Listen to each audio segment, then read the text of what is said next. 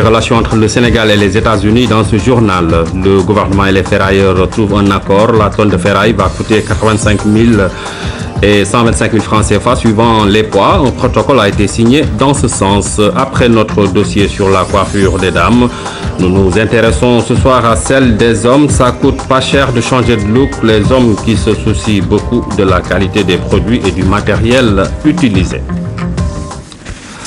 Je vous le disais dans les titres, le chef de l'État a quitté Dakar tôt ce matin à destination de Washington. Macky Sall va effectuer une visite d'amitié de travail de 48 heures chez son homologue américain.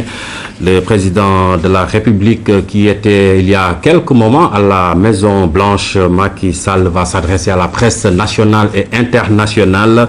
Au menu, les grands axes de l'entretien avec Barack Obama. Depuis 14 heures heure locale, le chef de l'État est en tête-à-tête avec le président américain. Nous retrouvons en direct notre envoyé spécial, Pape Biram Biguendiaï. Oui, bonjour, cher Traoré. Alors, laissez-moi vous dire que le chef de l'État est sorti de la Maison Blanche il y a juste 2 minutes et ce qui devait être un entretien d'1 heure a finalement bordé jusqu'à plus d'une heure 45 minutes parce que l'entretien qui a démarré à 14h10 heure locale, 17h10 heure sénégalaise, donc vient de s'achever et le chef de l'État vient donc de sortir. Dans quelques instants, il va s'adresser à la presse nationale et internationale et laissez-moi tout de suite vous rappeler un peu que dans l'intimité de ce bureau ovale, les deux chefs d'État ont passé en revue les différents axes de coopération économique, en plus des grandes questions d'actualité qui touchent l'Afrique, en proie à plusieurs crises, notamment au Mali. À ce niveau, donc le président Barack Obama avait déjà réitéré ce matin sa volonté de faire du président Macky Sall un acteur clé du dispositif américain pour donc le retour à l'ordre constitutionnel au Mali et dans les autres pays africains qui sont également en proie à des crises. Barack Obama s'est dit également séduit par le leadership du chef de l'État et ses grandes actions quotidiennes en faveur de la bonne gouvernance et du maintien des acquis démocratiques. C'est devenu donc une question de sécurité nationale pour les États-Unis qui font désormais du Sénégal un partenaire de premier rang. Pour l'instant, c'est ce qu'on peut retenir en attendant donc d'avoir les grands axes de l'entretien qui sont exposés tout à l'heure par le chef de l'État devant la presse nationale et internationale. Mais sachez que dans l'agenda du chef de l'État qui reste très fourni, le président Macky Sall va recevoir tout à l'heure le président de Peace Corps. Peace Corps, que vous savez, est très présente du côté du Sénégal. Également, d'autres grandes personnalités américaines seront reçues par le chef de l'État. Et sur tout cela, nous y reviendrons en images également, parce que ce sont des moments qu'on a immortalisés pour le peuple sénégalais. Il s'agit de moments historiques et symboliques pour le chef de l'État qui, aujourd'hui, ici aux États-Unis, a été reçu par le président américain Barack Obama. On y revient, on promet d'y revenir, cher Traoré, et vous aurez toutes les informations relatives à l'entretien au tête-à-tête qu'a eu le chef de l'État avec Barack Obama. Merci Pape Biram Biguendiaï. On va revenir sur tout cela dans nos prochaines éditions. Cette invitation du président Barack Obama sonne comme une prime à la démocratie. C'est une marque d'intérêt pour le rôle que le Sénégal joue en Afrique.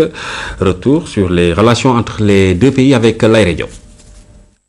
C'est une invitation qui fait courir les politiques. En tête-à-tête avec le président Obama à la Maison-Blanche, beaucoup de dirigeants paieraient cher pour y avoir droit. Cet honneur fait au président Macky Sall sonne comme une prime à la démocratie. L'élection présidentielle 2012 a fini de convaincre les Américains que le Sénégal est un exemple à citer en matière de gouvernance par le peuple et pour le peuple. C'est aussi un encouragement pour les initiatives prises dans le domaine de la bonne gouvernance. Aux yeux des Américains, le Sénégal a aussi au plan diplomatique un rôle majeur à jouer dans une sous-région secouée par les coups d'État, le terrorisme et la percée du narcotrafic. Cette invitation est donc une marque d'estime de la part de la première puissance mondiale qui, depuis plusieurs décennies déjà, accompagne le Sénégal sur la voie de l'émergence. D'abord avec l'USAID qui s'illustre bien dans le domaine de l'éducation, de la santé et de la recherche de la paix dans le sud du pays. Ensuite par l'AGOA qui contribue à booster les relations commerciales bilatérales. Et enfin par le Millennium Challenge Account qui prévoit d'investir au Sénégal 270 milliards de dollars sur 5 ans avec comme principaux axes prioritaires les routes, l'irrigation et la gestion des ressources en eau. La coopération américaine, c'est également le Corps de la paix qui envoie chaque année une centaine de volontaires au Sénégal. C'est également l'envoi de quelques 300 étudiants sénégalais chaque année aux États-Unis. L'Afrique n'a pas besoin d'hommes forts, mais d'institutions fortes, disait Obama au cours de sa visite au Ghana en 2008. Avec cette invitation du président Macky Sall à la Maison-Blanche, il semble dire que le Sénégal a compris la leçon. Cela pourrait bien valoir au pays de la Teranga d'accueillir sur son sol le premier noir président des États-Unis. En marge du sommet des BRICS qui s'est tenu en Afrique du Sud, le ministre des Affaires étrangères s'est prononcé sur le sens de cette visite du président Macky Sall à Washington. Nous écoutons le ministre Mankar Ndiaye. C'est extrêmement important de le signaler. Le président Obama a décidé d'inviter le président Macky Sall à effectuer une visite officielle aux États-Unis.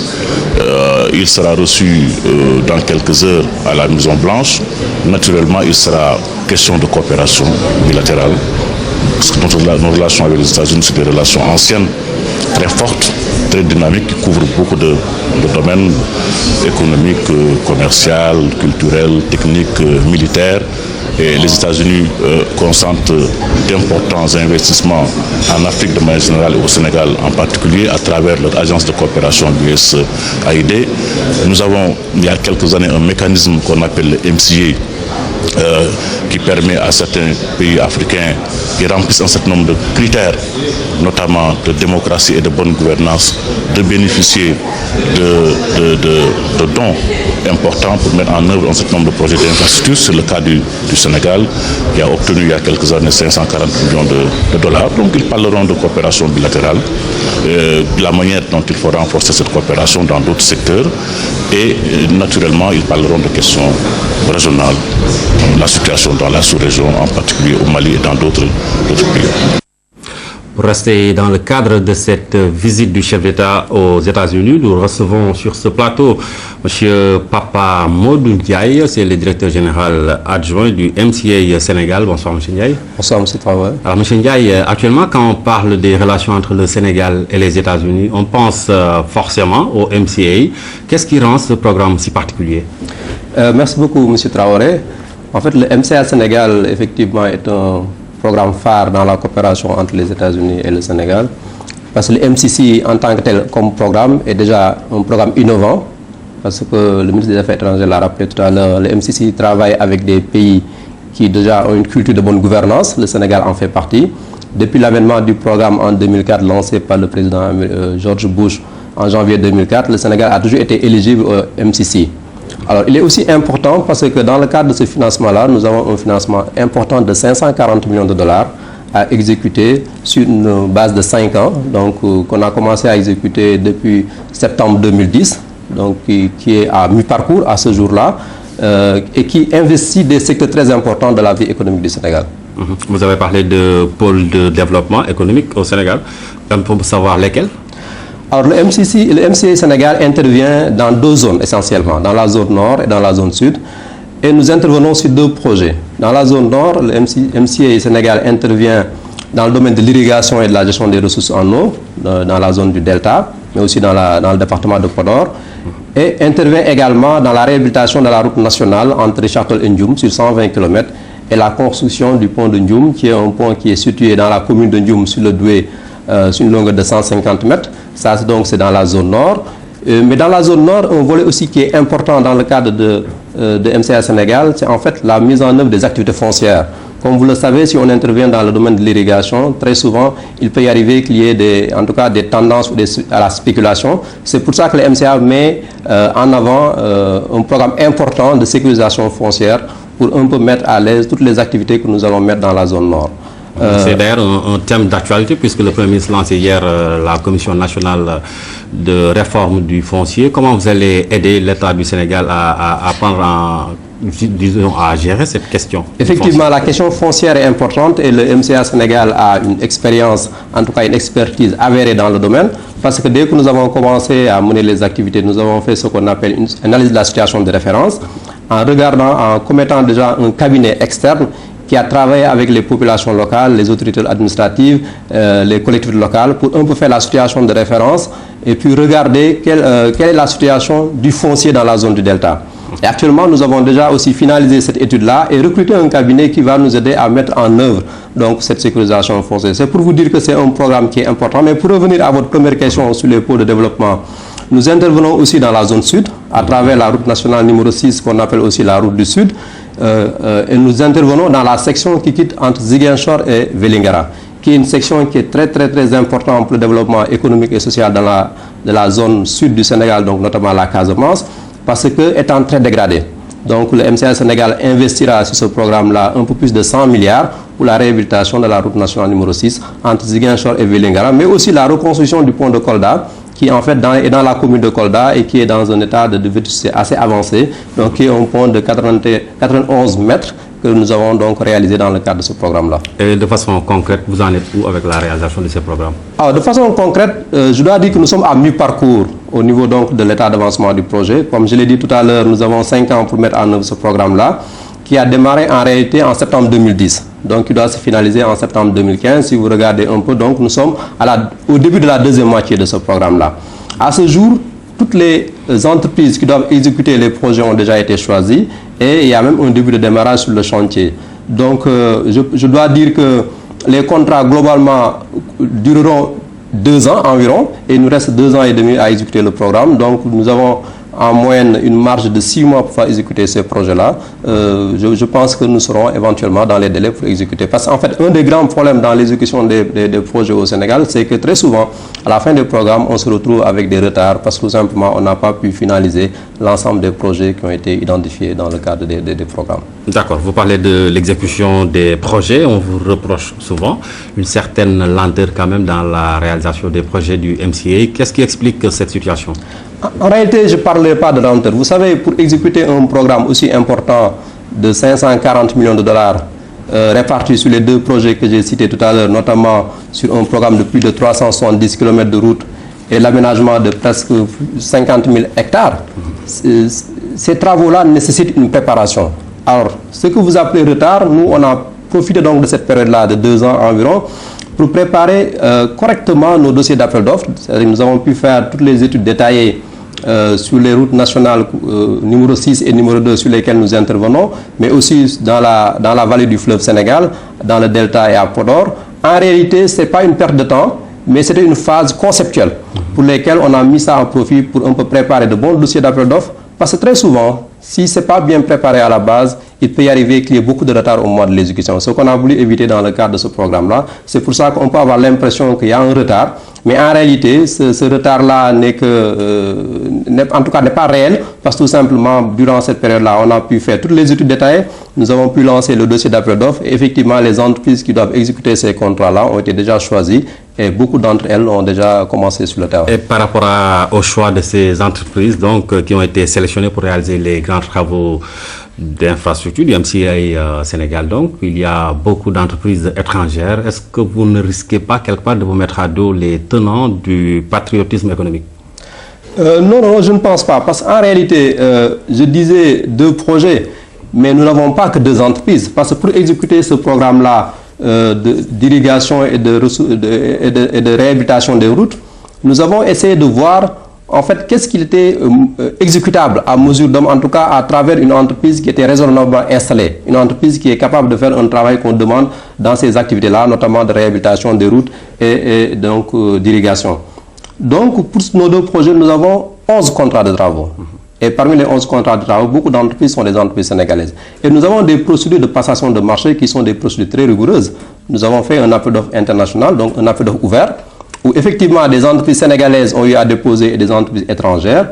Et sur ces dossiers d'appel d'offres, je dois vous dire que beaucoup de ces contrats ont été gagnés par des entreprises sénégalaises. Donc je ne pense pas qu'il y ait lieu ici de dire que des entreprises étrangères ont été en tout cas favorisées par rapport à des entreprises sénégalaises. Parce qu'effectivement, au niveau de MCA, une des valeurs, en tout cas clés du Millennium Challenge Accord, c'est que la transparence, la sélection et l'équité, en tout cas, est notre credo dans le travail que nous faisons. Et je pense que les entreprises sénégalaises et étrangères avec lesquelles nous travaillons peuvent en témoigner. D'accord, M. Ndiaye, la finalisation de ce programme est assujettie à un certain nombre, disons, de conditionnalités que le gouvernement est tenu de respecter au risque de perdre tout simplement le financement. Aujourd'hui, où en sont les clignotants? Ils sont verts, ils sont rouges?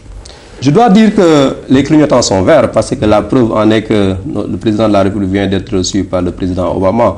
Vous savez, au niveau du MCC, l'éligibilité n'est pas pour les 5 ans. L'éligibilité en réalité est annuelle. Ça veut dire que chaque année, le MCC, à travers des critères importants, regarde si le pays est éligible. Et depuis 2004, l'avènement donc du programme-là, le Sénégal a toujours été éligible.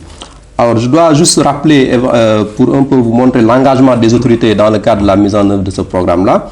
Il y a quelques mois, le 18 novembre passé, le Premier ministre donc, a lancé les travaux de la zone nord, comme on parle de pôle de développement. Et prochainement, le 17 avril prochain, donc les travaux de la zone sud seront lancés par son Excellence Monsieur le Président de la République dans la région de Kolda. Donc pour marquer en fait le démarrage des travaux qui a déjà démarré, mais pour marquer un démarrage effectif des travaux dans la région, dans la zone sud, à travers donc ce lancement-là qui sera donc officialisé par le Président de la République et qui verra la présence donc du directeur général du MCC en l'occurrence. D'accord. Monsieur Ndiaye, avant de vous lâcher, on va peut-être rassurer les Sénégalais qui sont au fin fond du pays et qui nous regardent, qui ne comprennent pas souvent les termes techniques qui sont utilisés. Qu'est-ce que le MCA va changer dans leur vécu quotidien? Alors, le MCA va changer, va beaucoup changer. Parce qu'en réalité, si vous injectez 270 milliards dans 5 ans, en francs CFA, 540 millions de dollars, environ 270 milliards, et dans ces 270 milliards, dans l'économie locale pour 5 ans, alors ça va changer beaucoup de choses. Vous savez, on dit très souvent que la route amène le développement, mais l'irrigation aussi amène le développement. Parce que si vous regardez dans la zone nord, on va aménager beaucoup de terres agricoles, environ 50 000 hectares. Si on aménage ces 50 000 hectares, il y a beaucoup de populations locales qui travaillent donc, sur ces terres-là. Si on parvient à réhabiliter une route nationale comme la route nationale numéro 6, avec toute la potentialité que nous avons dans la zone sud, toute la production agricole qui existe au niveau du sud et qui ne parvient pas à être accessible au niveau national parce que tout simplement la route du sud est dégradée. Vous voyez comment en fait les populations peuvent bénéficier de ce programme-là qui est un programme structurant donc qui vraiment va beaucoup booster l'économie nationale. Nous pensons que en tout cas toutes les dispositions sont prises au niveau de la direction de MCA Sénégal pour que les populations locales puissent participer pleinement à la mise en œuvre de ce programme-là. Et je pense que ce sera un succès pour le pays et pour les deux parties, notamment la partie américaine et la partie sénégalaise. D'accord, Pape Mamadou Ndiaye, merci. C'est moi qui vous remercie. Je rappelle à nos téléspectateurs que vous êtes le directeur général adjoint du MCA Sénégal et que vous étiez invité sur ce plateau dans le cadre de la visite que le chef d'État effectue en ce moment aux États-Unis.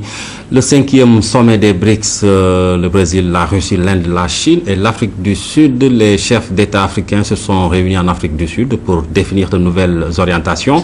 Le président Macky Sall a présidé la réunion. Le compte-rendu de nos envoyés spéciaux à Durban, Youssou Sagnan, Khadi Touré, Ousseynou Ndoye et Khadi Kane. Les chefs d'État africains présents à Durban veulent parler d'une même voix avant leur rencontre avec les BRICS. Entendez, le Brésil, la Russie, l'Inde, la Chine et l'Afrique du Sud. Le président Macky Sall, président du comité directeur du NEPAD, a présidé la rencontre. Le NEPAD a pour mission de travailler à la réalisation de quelques projets de développement, des projets qui vont coûter 68 milliards de dollars. C'est pourquoi, par la voix du chef de l'État Macky Sall, les présidents africains veulent ensemble défendre ces projets dont la réalisation sera bénéfique à toute l'Afrique de l'Ouest.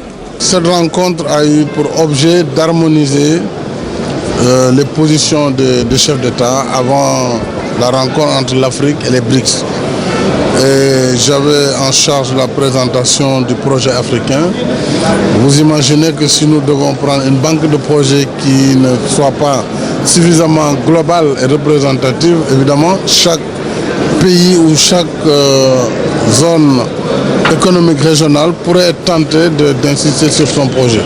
Or, nous voulions que l'Afrique parle d'une seule voix. Pour parler d'une voix, bien sûr, il faut s'accorder sur l'essentiel. Alors, nous avons rappelé que le NEPAD a défini un programme stratégique, ce qu'on appelle le PIDA, programme des infrastructures pour le développement de l'Afrique, qui est organisé autour d'une cinquantaine de projets régionaux, dont nous avons 10 grands projets pour à peu près 68 milliards de dollars américains qui sont déjà prêts. Donc l'étude est faite telle que le corridor Dakar-Djibouti qui passe d'abord par Dakar-Bamako, Niamey, voilà, N'Djamena, etc. Et puis de Djibouti vers l'Afrique centrale. D'autres projets tels que le gazoduc Algérie-Nigeria via le Niger, les projets de production d'électricité, phase 3 du barrage d'Inga, ainsi de suite. Alors, ces projets déjà ficelés doivent faire l'objet d'une présentation au niveau des BRICS, parce que les BRICS ont décidé de mettre en place une banque de développement. Nous en avons une, c'est la BAD. Nous avons l'agence du NEPAD qui suit ce projet. En tant que président du comité d'orientation, je me chargerai avec l'agence du NEPAD de faire un suivi évaluation. Donc c'était une rencontre assez importante. Le chef de l'État a été désigné par ses pairs pour diriger le NEPAD lors du dernier sommet de l'Union africaine à Addis Abeba, une casquette qui lui a permis de prendre part au 5e sommet des BRICS, mais également à des rencontres du G8 ou du G20. La rencontre des chefs d'État à Durban va permettre de lier les BRICS à l'Afrique. Les 5 pays composant le BRICS sont pour la plupart considérés comme des grandes puissances émergentes. Vous l'avez vu, le NEPAD a donc noué un partenariat avec les BRICS.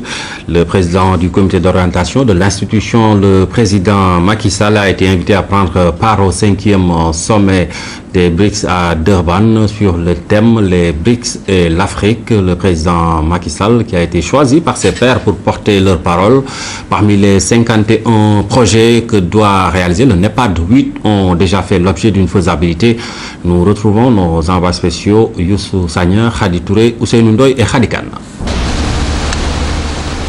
Le nouveau partenariat pour le développement de l'Afrique représenté au 5e sommet des BRICS, Brésil, Russie, Inde, Chine et Afrique du Sud, 5 pays considérés comme de grandes puissances émergentes. L'intérêt de la rencontre a été de permettre aux pays africains de nouer des coopérations de développement avec ces pays. Le président de la République, qui a été le porte-parole de ses pairs, a présenté les 8 projets de développement parmi les 51 que doit réaliser le NEPAD. Des projets qui ont déjà fait l'objet d'une étude de faisabilité. Le NEPAD se focalise sur l'agriculture et les infrastructures, le rôle premier de l'agriculture étant d'assurer la sécurité alimentaire. Les pays africains ont ainsi très tôt compris que le développement économique dépend des infrastructures. Cette première rencontre BRICS-Afrique a été une excellente initiative saluée par tous les chefs d'État et de gouvernement présents à Durban. Et le président de la République a été désigné par ses pairs africains pour parler au nom de l'Afrique.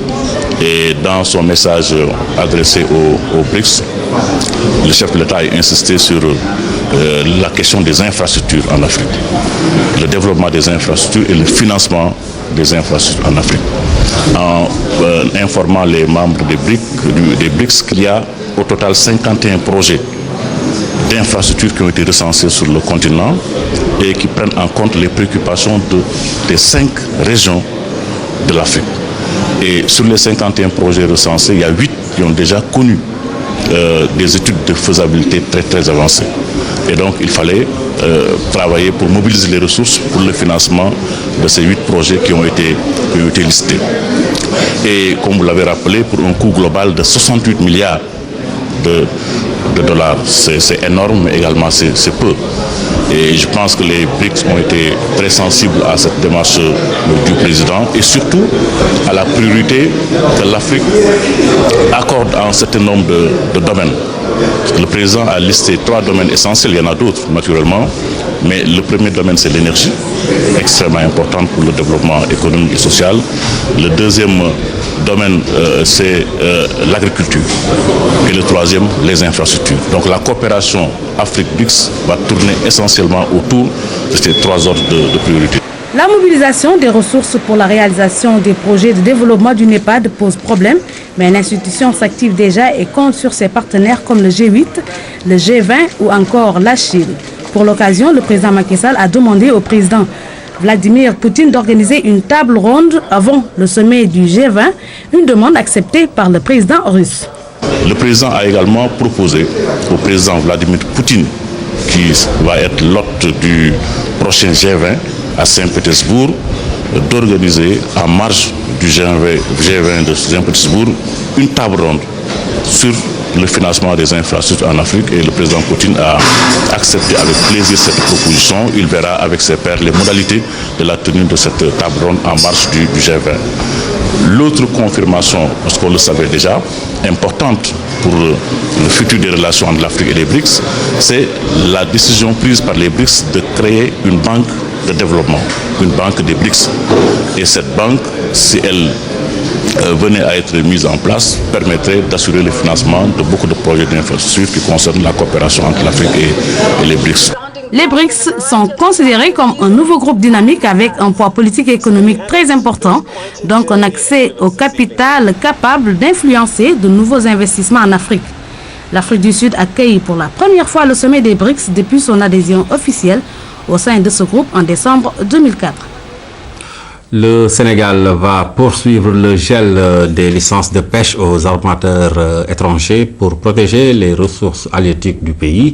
Avec cette option, le Premier ministre entend traduire la volonté du chef de l'État en actes. Abdoul Mbaye présidait les travaux de la 14e session extraordinaire de la Commission sous-régionale des pêches, Cheikh Bamba Gueye. Créée en 1985, la Commission sous-régionale des pêches a permis aux États membres de mieux disposer d'outils et d'instruments de sauvegarde des ressources halieutiques.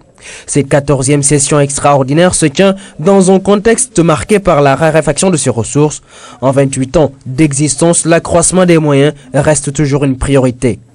Parce que nous sommes dans une zone réputée être parmi, en tout cas, les plus poissonneuses du monde, et c'est vrai. Cette partie de l'Afrique de l'Ouest. Alors là, nous mettons justement ensemble les moyens navals et aériens qui existent au niveau de la sous-région pour donc apporter un appui à ces pays qui ne disposent pas de suffisamment de moyens. Aujourd'hui, les experts et décideurs politiques ont convenu qu'il y a une surexploitation des espèces, une situation préjudiciable aux activités économiques du continent. Et le Sénégal entend être à l'avant-garde de cette lutte contre la pêche illicite. En effet, le gel des licences de pêche industrielle démersale côtière est déjà effectif dans notre pays depuis 2006. L'application de cette mesure explique le maintien de la suspension de la délivrance de nouvelles licences de pêche démersale aux armateurs nationaux et la suspension des accords avec l'Union européenne de 2006 à 2013. Le gel de l'octroi de licences de pêche à des armateurs étrangers a été entamé avec la suspension des autorisations de pêche des espèces pélagiques par les navires étrangers depuis mai 2012. Le Premier ministre Abdoul Mbaye a par ailleurs souligné que son gouvernement, sur instruction du président de la République, va adopter une position ferme pour la protection du secteur. Cette décision sera maintenue et poursuivie en 2013, conformément aux directives du chef de l'État, le président Macky Sall. Elle s'inscrit dans le cadre d'une meilleure protection de nos ressources halieutiques menacées par des navires qui pratiquent des opérations de pêche INN et dont la capacité destructrice des écosystèmes aquatiques est sans pareil. Cette 14e session extraordinaire de la Commission sous-régionale des pêches sera un tournant décisif. En effet, la mutualisation des moyens et l'harmonisation des mesures seront des principes qui intègrent la bonne marche de la Commission. Tout cela pour renforcer la sécurité alimentaire et les emplois. Je vous le disais, dans les titres, les ferrailleurs et le gouvernement sont arrivés à un accord de 80 000 francs. La tonne de ferraille légère passe à 85 000, tandis que la tonne de ferraille lourde sera vendue désormais à 125 000 francs CFA. Telles sont les principales décisions issues des accords signés par le regroupement des opérateurs de la ferraille du Sénégal et l'industrie métallurgique d'une part, et d'autre part le gouvernement du Sénégal à la Santiago. La signature de ce protocole d'accord marque l'aboutissement d'un long processus de concertation entre les acteurs de la ferraille et le gouvernement. Aujourd'hui, c'est le soulagement de voir ce problème connaître un dénouement heureux après un blocage qui a entraîné des arrêts d'activité, causant de part et d'autre un manque à gagner sur le plan financier. Nous avons compris que cette interdiction de sortie de la ferraille a pour but principal la protection des industries de métallurgie locales qui, avec l'exportation de la ferraille, se retrouvent sans matière première pour produire. Nous savons aussi que ces industries locales emploient des Sénégalais comme nous le faisons et contribuent au développement du Sénégal par l'industrialisation, conformément aux vœux de M. le Président de la République, M. Macky Sall. Heureusement, aujourd'hui, on est à la fin. On est à la fin du problème. C'est pour cela qu'on a démarré le troisième four il y a 3 jours. C'est aussi un grand soulagement côté gouvernement. Le ministre Alioune Sarr a réitéré le souci de l'État en interdisant l'exportation de la ferraille de favoriser l'émergence d'une industrie métallurgique nationale dynamique dans une optique concurrentielle. Nous sommes dans un secteur ouvert, un secteur qui n'est détenu par aucun monopole. Le Sénégal souhaite simplement que notre pays soit un pays industrialisé à l'image de ses autres partenaires, parce que c'est comme ça que nous allons résorber le déficit de notre balance commerciale qui est aujourd'hui, je le rappelle toujours, de 1405 milliards. Et il est temps aujourd'hui que notre jeunesse qui demande des emplois, mais ces emplois, on ne les crée pas en restant les bras croisés. Les emplois, ce sont les entreprises qui les créent. Les retombées attendues de ces accords sont considérables à tout point de vue. Il s'agit notamment de la baisse du prix de fer à béton et son corollaire, la réduction des coûts de la construction. L'APIX n'a pas passé de marché de gré à gré au profit de la société Eiffage pour un coût de 80 milliards de francs CFA. Les responsables de l'Agence pour la promotion des investissements et des grands travaux précisent que le coût financier du tronçon de l'autoroute à péage Diamniadio aéroport Blaise Diagne de Diass n'est pas encore connu. Ils étaient face à la presse ce matin. Ibrahim Mbou. Contre-offensive médiatique du top management de l'APIX devant les journalistes, chiffres à l'appui. La répétition étant pédagogique, il fallait d'abord mettre en relief l'autoroute à péage. Son coût s'élève à 380,2 milliards de francs CFA.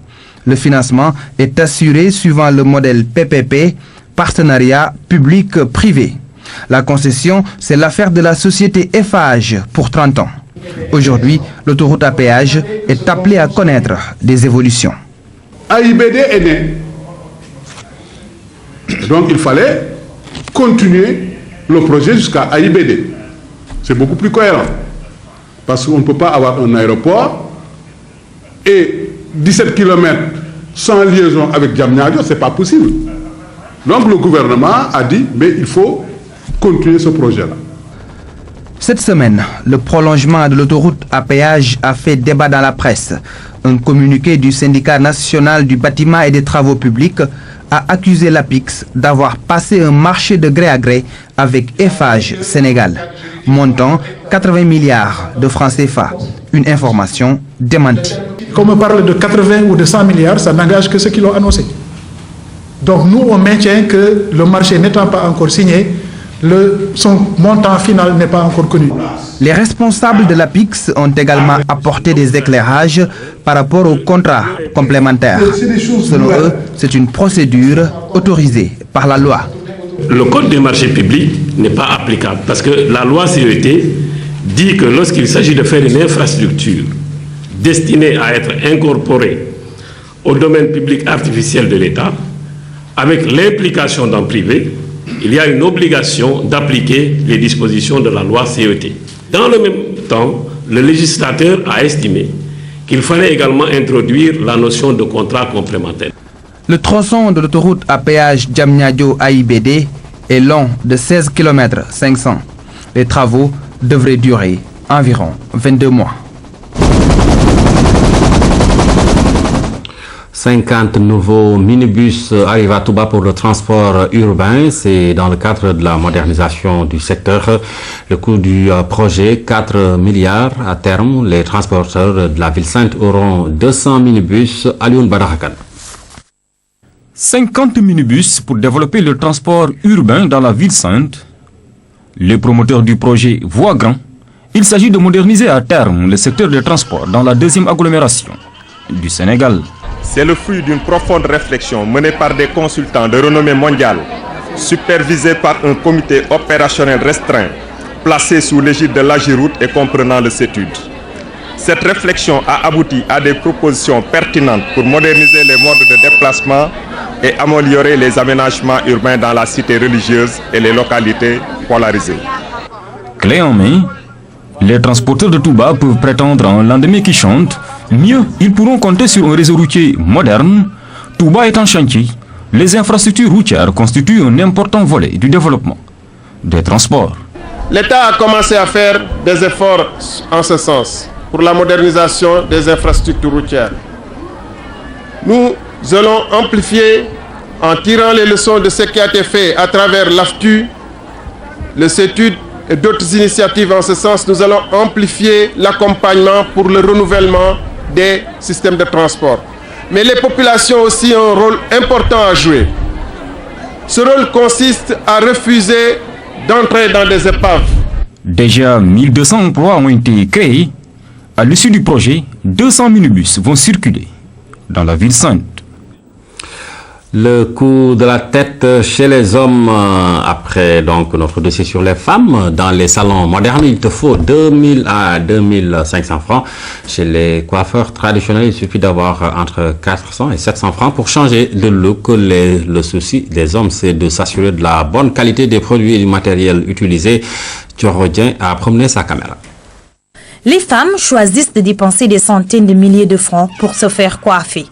Chez les hommes, il suffit d'avoir entre 2000 et 400 francs pour se faire beau. Des choix de coupes qui varient selon l'âge et la croyance. Les différentes sortes de coupes sont coupe black ara, c'est black zéro, black noir et black dégradé quoi. Et crêpe, coupe dégradée pour les hommes, pour adultes quoi, c'est 2000, pour enfants c'est 1500, coupe simple pour adultes c'est 1500 plus barbe. Si tu as la barbe, c'est à 500 francs plus la coupe 1500, ça fait 2000. Ici le prix n'est pas fixe, 400, 500. Si c'est simple comme ça, comme moi là, c'est 400. Maintenant, si on met de traits là, ou bien dégradé, ou bien zoulou, comme ça c'est 500. En plus du rasage, certains hommes décident de mettre des bonnets, des casquettes ou autres. Cet homme a choisi, lui, de mettre des rastas. J'ai mes rastas depuis 8 ans. Chaque semaine, je lave mes cheveux avec du shampoing et du démêlant. Je ne sais pas le coût exact du traitement. Ce sont les produits de ma grande sœur que j'utilise. Je sais par contre que ça coûte cher. Je ne supporte pas non seulement le soleil, mais je ne supporte pas le vent puisque je roule en scooter. Donc vous voyez pourquoi j'ai l'habitude de porter une casquette. Donc la nuit, comme il fait frais et que je travaille la nuit, je descends très tard. Donc il m'est très normal de porter une casquette quand je descends parce que sinon il y a la fraîcheur de la nuit qui me donne des rhumatismes. Je tombe souvent enrhumé. J'ai plus de 10 casquettes. Hein. Ah ouais. Ça coûte combien et combien? Bon, les prix ne sont pas les mêmes. Parfois, il y a des casquettes qui coûtent à 10 000 francs, il y a des casquettes qui coûtent à 5 000 francs. Il y a des casquettes qui coûtent à 7 000 francs. La coiffure masculine ne coûte pas cher. Le seul souci des hommes en allant chez le coiffeur est de s'assurer de la bonne qualité du matériel utilisé. J'ai choisi de venir me faire coiffer ici. C'est un salon moderne. C'est vrai qu'on paye un peu plus cher ici que dans les autres salons, mais c'est normal, car ici les produits sont de qualité. Le matériel utilisé est stérilisé. Le week-end est la période où il y a plus d'affluence dans les salons de coiffure. Le vendredi est aussi un jour spécial choisi par les musulmans pour changer de look. Je me coiffe une fois par mois. Pourquoi vous avez préféré vous coiffer aujourd'hui le vendredi? C'est parce que j'ai des jours où je me coiffe. C'est le lundi, jeudi ou vendredi. Ah, pourquoi ce choix? Ce sont des croyances. Dieu a dit avant que vous pénétrez les mosquées, il faut vous embellir. Le coût de la tête entre hommes et femmes ne doit même pas faire l'objet de comparaison. Cependant, certains hommes dépensent une fortune pour paraître plus élégants. J'ai plus d'une quarantaine de bonnets. Nelson Mandela, à nouveau hospitalisé la nuit dernière. Il est victime d'une rechute de son infection pulmonaire. La présidence sud-africaine appelle à prier pour lui. C'est dans un hôpital de Pretoria que Nelson Mandela aurait été transporté dans la nuit. Peut-être celui-là, ou bien celui-là. Comme à chaque hospitalisation, le lieu est tenu secret par les autorités et très peu de détails ont filtré sur l'état de santé de l'ancien président. Seule information délivrée, il est arrivé conscient à l'hôpital. Tout de suite et par communiqué, l'actuel président Jacob Zuma s'est exprimé pour apporter son soutien à celui qu'ils appellent affectueusement Madiba. Nous appelons le peuple sud-africain et le monde entier à prier pour notre cher Madiba et pour sa famille. Nous avons une totale confiance dans l'équipe médicale et nous savons qu'ils feront tout leur possible pour qu'il recouvre la santé. Cette hospitalisation serait due à une rechute de son infection pulmonaire qui l'avait déjà conduit à l'hôpital au mois de décembre dernier. Sa santé fragile, principalement due à ses 27 années passées en prison, n'a de cesse d'inquiéter les Sud-Africains. Je suis tellement désolé et triste. Je ne sais pas. Qu'est-ce que je peux dire? J'essaie juste de prier tout le temps. Il faut qu'il soit fort encore une fois. Il doit tenir le coup et être fort. Nous avons encore besoin de lui. Début mars, Nelson Mandela avait été hospitalisé pour 24 heures. Les autorités avaient alors indiqué qu'il s'agissait d'examens de routine. Depuis près de 3 ans, le prix Nobel de la paix n'a plus fait d'apparition publique, partageant son temps entre sa maison de Johannesburg et son village natal dans le sud du pays. Cette journée d'investissement humain à la RTS, les talibés de Serigne Modou Kara ont répondu une nouvelle fois à l'appel de l'amicale des jeunes de la RTS. Ils sacrifient à une tradition de partenariat inscrit dans la durée. Ousmane Ngahifaye. La tradition est en marche. Ils ont investi à nouveau le triangle sud. Tout ce matin, des centaines de disciples ont franchi le portail. Pioche, hilet, râteau, rien n'a été laissé en rade pour redorer le blason du terrain de football inapte à la pratique depuis plusieurs mois. Mais pour ces disciples de Cheikh Modou Kara, il s'agit d'aller au-delà, nettoyer de fond en comble les locaux. Sur initiative de l'amicale des jeunes, la matinée d'investissement humain reste plus que jamais un prétexte de renforcement du partenariat entre le Diwan et la RTS établi depuis plusieurs années. Nous ne sommes pas en terrain inconnu, parce que ça fait la 3e fois que nous répondons toujours présent à votre appel. Pour les gens peut-être qui suivent régulièrement le général Kara, toutes les actions qu'il mène peuvent se résumer en 2 fondamentaux, le bien et l'intérêt général. Et nous sommes fiers d'être là aujourd'hui et à chaque fois que la RTS sentira le besoin de nous faire participer à ces journées citoyennes, nous répondons toujours présents. Au nom du directeur général, la patronne de la télévision nationale a salué la promptitude du Cheikh et de son épouse Sorne Diembake, elle-même produit de la RTS, symbole de l'esprit d'entreprise. Pour Seynabou Diop Sow, c'est un acte de haute portée patriotique. Nous remercions Serigne Modou Kara Mbacké et son épouse Sorne Diembake qui a mis à la disposition de l'amicale de la RTS aujourd'hui ces talibés pour venir rendre plus propre encore notre environnement pour permettre aux personnels jeunes de s'épanouir parce que c'est ici que vous jouez au foot et que vous vous épanouissez en général. Nous saluons vraiment cet acte, ce geste patriotique. On les voit vraiment partout où la population a besoin d'eux, où la nation a besoin d'eux. Nous les remercions au nom du directeur général de la RTS. Satisfaction également des responsables de l'équipe de football de la RTS. Ils retrouvent leur terrain fétiche après plusieurs mois de jet sportive.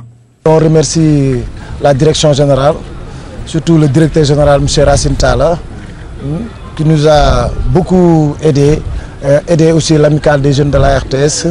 Et encore, on remercie aussi l'amicale des jeunes de la RTS et le président Youssou Gueye. Parce que depuis 1 mois, on le talonne chaque jour pour lui dire notre terrain de football, notre terrain de football. Il nous a dit, il faut donnez-moi un peu de temps, qu'après leur randonnée, automatique, je vais régler ce problème-là. Et comme il l'a dit, il l'a fait. Rien à dire, nous sommes très très contents parce que là, maintenant, il reste juste que l'équipe vraiment travaille et qu'Inch'Allah, très bientôt, amener des trophées. Ainsi ont-ils passé en revue coins et recoins de la maison sur fond de chansons à la gloire des guides et de Serigne Touba. Quand ils quittent les locaux en début d'après-midi, ils laissent derrière eux un environnement totalement déblayé et nettoyé au grand bonheur du personnel de la radio-télévision nationale. On va parler de la journée mondiale du théâtre célébrée hier. Le ministre de la Culture était face à la presse. Abdoul Aziz Mbaye a décliné ses axes prioritaires. Son ambition est de donner un nouveau souffle à la culture. Seydina Alunfal. Une conférence de presse durant laquelle le ministre de la Culture, Abdoul Aziz Mbaye, est revenu sur les 3 axes prioritaires définis cette année. Il s'agit de donner un nouvel élan, un nouveau souffle à la culture.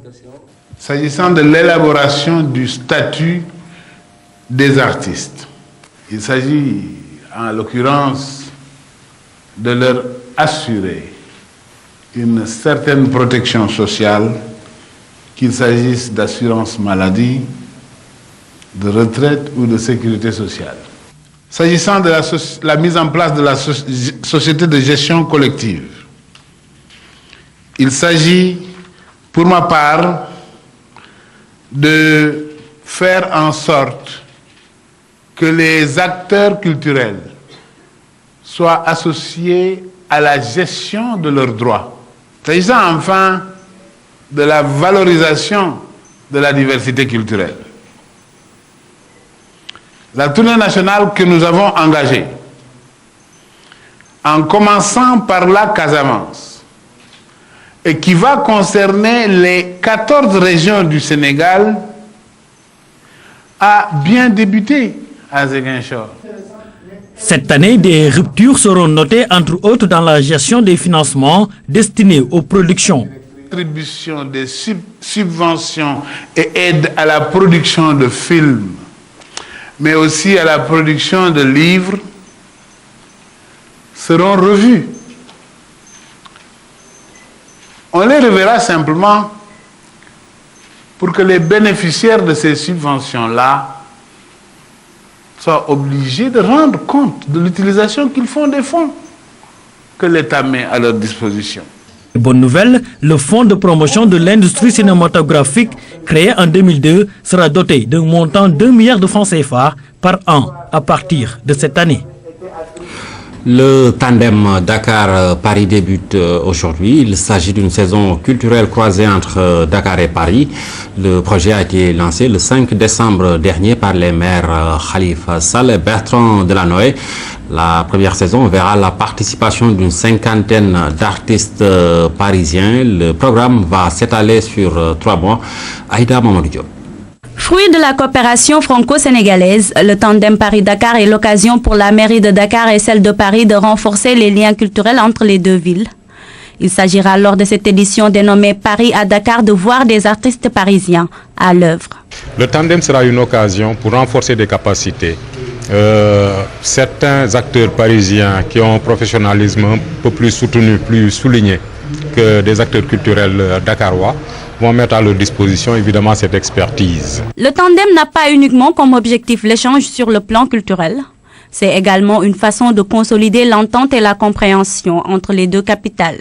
Pour nous, c'est surtout un moyen pour les Parisiens et les Dakarois de se rencontrer, les populations, de se rencontrer, de se comprendre. Outre